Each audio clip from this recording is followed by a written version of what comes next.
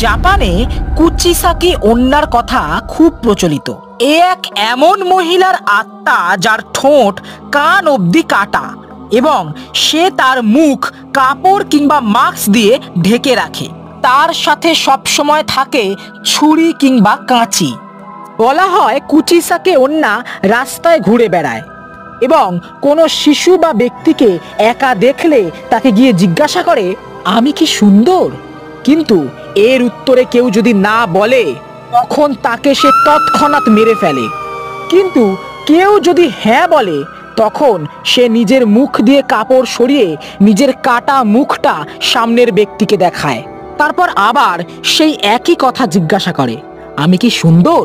তখন যদি কেউ না বলে তাকে সে মেরে ফেলে, আর যদি হ্যাঁ বলে তার নিজের মুখের মতোই সেই ব্যক্তির মুখ কেটে দেয় সে।